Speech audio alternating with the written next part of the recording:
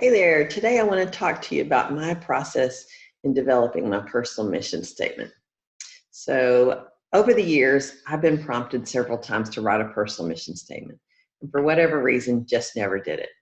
So, I had to acknowledge that I had some resistance. But for the sake of the class, I couldn't ask you to do something I wasn't willing to do myself. So, I engaged in the process. I took the questions that you've been provided and I actually did a little meditation, said, okay, let me just kind of clear my mind and see if I can have an open mind going into this process. I took the questions and I specifically answered the first three questions. And I just answered them by jotting down stream of consciousness thoughts, just words that came to mind in response to those questions. And what I noticed after a while was I had similar thoughts, similar words kept coming to mind. So I thought, okay, I've kind of generated all I want to generate in terms of source material. Then as I was crafting my personal mission statement, I decided there were three areas I really wanted to focus on. First of all, what is it I stand for? What is it I believe is true about the world and the foundation that I bring to it? So that was the first part. The second part was I wanted to address what I engage in. I'm a doer. So what is it I'm going to do in this world? So that was an important part.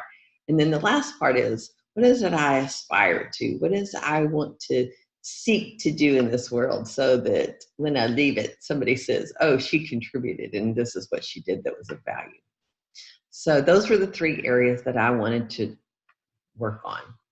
I took the words that I had generated from the prompt questions and I kind of worked them around to figure out, okay, these words go with this part, these words go with this part, these words go with this part. So then I developed 3 iterations of sentences and I put them together and I ultimately came up with sort of 3 drafts of my mission statement. That was all the energy I had for that day, so I put it aside. After a couple of days, I sent it to Amy and Jean and said, okay, y'all look at this and see if you think this is reflective of who you think I am in the world. They gave me some feedback. I listened to it, I looked at what I had written, and I did some modifications, and I ultimately selected one of the drafts that I had done with some slight alterations. In the end, I was satisfied with my personal mission statement.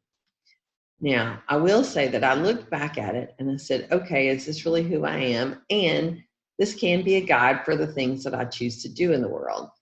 And ultimately, I looked at it to see, are the things that I'm currently doing fitting within this mission statement? And I decided that they were.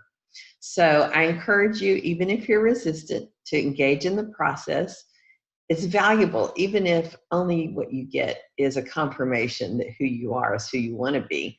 Or if you get some insight that, hey, this is what's really valuable to me and somehow this isn't showing up in my life. So I think the process is valuable and it's worth your time to take to do the process. So a quote came to me this week, or I was reminded of a quote by Howard Thurman that I'd like to share with you because I think it's perfectly apropos when considering a personal mission statement. Here's the quote. There is something in every one of you that waits and listens for the sound of the genuine in yourself. It is the only true guide you will ever have. And if you cannot hear it, you will all of your life spend your days on the ends of strings that someone else pulls. Again, that was Howard Thurman. So good luck in crafting your personal mission statement. We are here to help you. We're available on the coaching calls.